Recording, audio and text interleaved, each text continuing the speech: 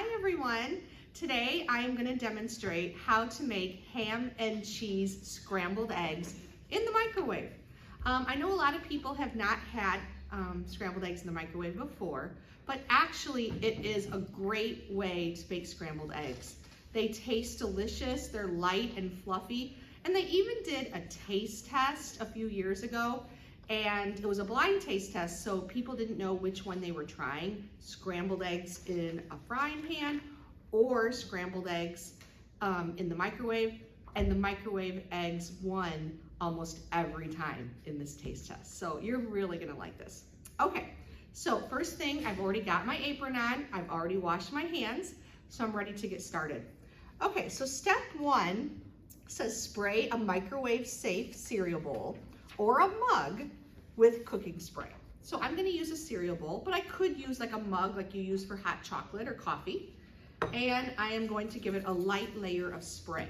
This helps so the egg doesn't stick to the bowl or mug as much. So remember, when you use cooking spray, you're gonna hold it about 1 can away, so not like this, about like this, and just do a light layer of spray in the bowl, okay? Now I'm going to step 2. Step 2 says crack 2 eggs into the bowl or mug, okay? So I'm going to be using this recipe that actually has the ingredients for 4 people to make scrambled eggs, because we have 4 people in most of our cooking groups, but each person will make their own. So you're going to need 8 eggs for 4 people, but each person only needs 2. So we're going to crack 2 eggs into the cereal bowl.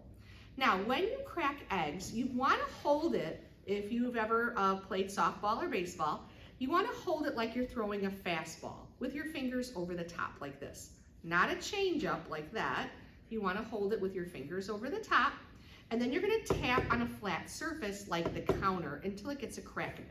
So I'm going to go tap, tap, tap, and then I'm going to put my thumbs in there and pull it apart. Okay, I'll throw that away. I'll take one more. I'm going to tap, tap, tap. My thumbs in there and pull it apart. Okay.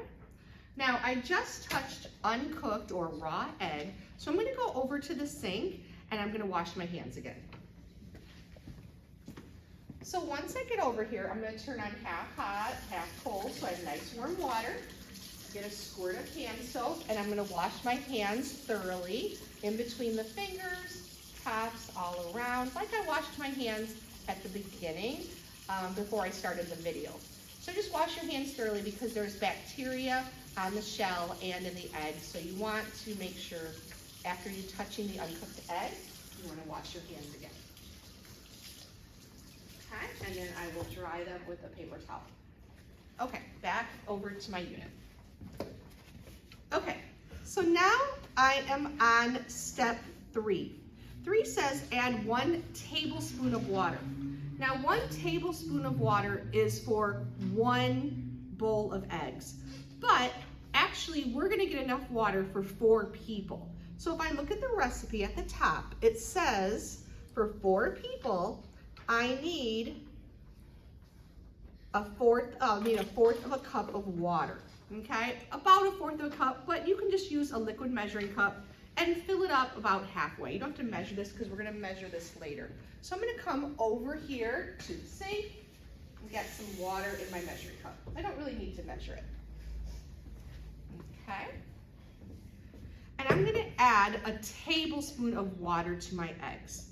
I like to just use the measuring cup because it's kind of easier to pour it. You could just get it out of the sink, but it's just a little easier if you put it in a measuring cup first. So you're gonna measure a tablespoon of water and add that to your 2 eggs.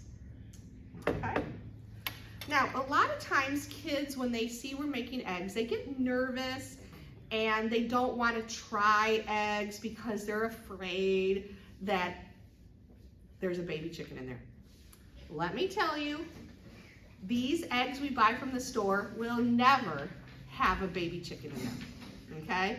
You are in 6th grade if you're watching this video in my class, so you probably already know that, you know, to have baby humans or baby puppies, there has to be a mom and a dad, okay? So same thing with chickens. To have a baby chicken develop in the egg, there has to be a rooster or a male chicken around. Well, where they have these farms with thousands of chickens, there are no male chickens there. They're just thousands of female chickens, and about every day they lay an egg. And you don't have to worry, there'll never be a baby chicken in there because no males are allowed on those farms. Okay, so now I've added the water. So now I'm on step 4, add a pinch of salt and pepper. Okay, so if I had a container of salt, I could just get a pinch and throw it in there, or I can just do a couple shakes of salt and a couple shakes of pepper. Now, even if you don't like pepper, you always should add pepper to eggs. Otherwise, eggs are kind of bland, so you always add salt and pepper to eggs. Okay, now step 5, scramble the eggs with a whisk or a fork. Okay, so I could scramble them with a fork. I do like to use a whisk, but either way is fine. Scramble these up.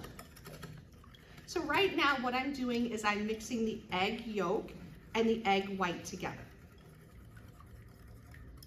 And you just kind of go in little circles back and forth and make sure you break up that egg yolk. And it works well. Okay, so now I am on step 6, microwave for 1 minute. Now before I microwave it and start to cook it, I do want to get my ham and cheese ready. So for ham, I need 1/4 cup chopped ham or 1 tablespoon per person. So I like to use lunch meat ham when I'm making scrambled eggs because I usually have it at home in my refrigerator, so it's just available. And you don't have to put ham in your scrambled eggs, but I like it. So we're gonna just use these little packs of lunch meat ham, and we're going to chop that up. Chopping means cut it into pieces about this big. And we're gonna use a cutting board, we're gonna use a paring knife. So what you're gonna do is have your fingers bent, and you're going to slice the ham in one direction, and then you're gonna turn your cutting board and then slice it in the other direction. Notice you don't hear this. You have it, you're staying low to the cutting board, keeping your fingers bent and away from the blade. Okay, now if I were to pack this in the measuring cup, it would be about 1/4 cup, so I don't really need to measure that. When you make this in class, you're just gonna use the whole package of that small package of lunch meat, okay? But what I do like to do then is kind of put this into 4 piles so it's even. So each person in your group will have about 1/4 of the ham to put in their eggs later, okay? Now for cheese, I also need 1/4 cup of cheese. So I'm gonna use my 1/4 cup measuring cup, and I'm gonna pack that cheese into the measuring cup and fill it to the top. Make sure you fill it to the top, okay? And then what I'm gonna do is I am going to take a paper towel